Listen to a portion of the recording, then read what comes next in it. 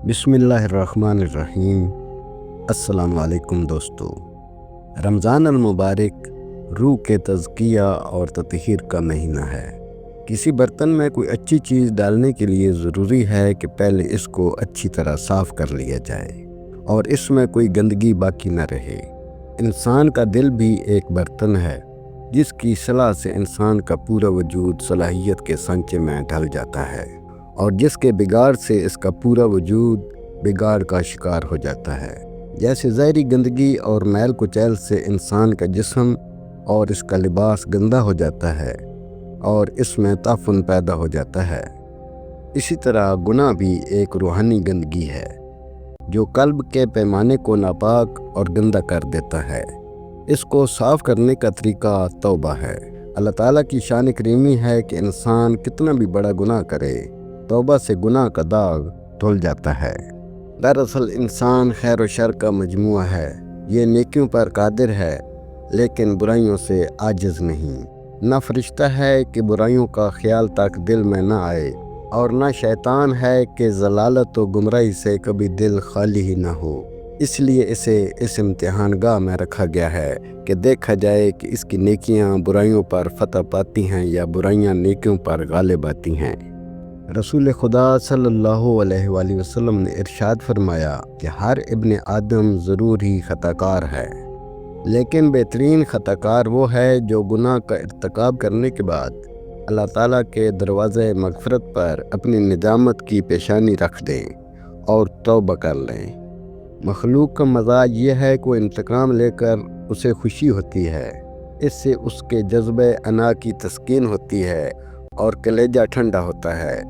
लेकिन अल्लाह ताला की ज़ात वाला सिफ़ात पर रहमत का गलबा और वो रहमान व रहीम और गफ़ूर व करीम है, इसीलिए इसे गुनाहगारों और कोताहकारों को माफ़ करके खुशी होती है।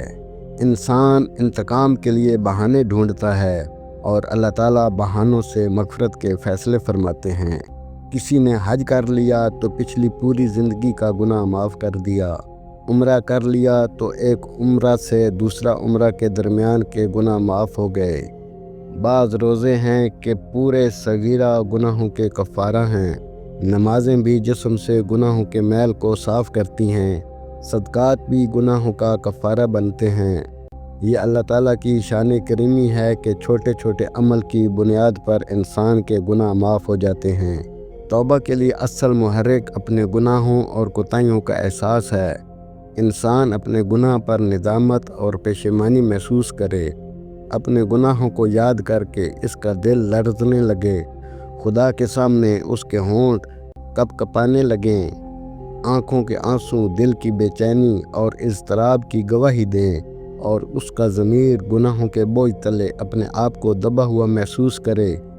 इस पेशेमानी और सच्ची निदामत के बगैर मैं ज़बान से तौबा के अल्फाज कह देना काफ़ी नहीं।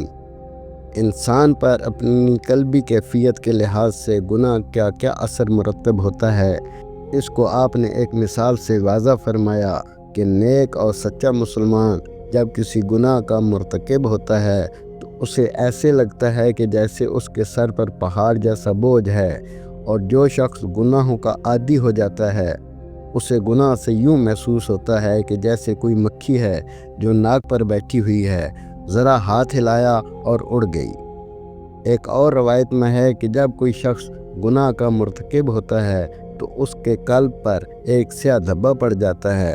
अगर तौबा कर ले तो धुल जाता है और तौबा न करे तो जूं जूं गुनाह करता जाता है कल्ब पर धब्बे बढ़ते जाते हैं, यहाँ तक कि पूरा कल्ब स्याह हो जाता है। हर गुनाह से तौबा का एक ही तरीका नहीं, बल्कि इसके लिए भी शरीयत ने कुछ असूल मुकर्रर कर दिए हैं। जिन गुनाहों के लिए कुरान व हदीस में कोई कफ़ारा मुकर्रर कर दिया गया हो तो उनकी तौबा ये है कि कफ़ारा अदा किया जाए। मसलन किसी शख्स ने जानबूझकर रोज़ा तोड़ दिया तो 60 रोज़े रखना और इस पर कुदरत न हो तो 60 मिस्कीनों को खाना खिलाना इसका कफ़ारा है।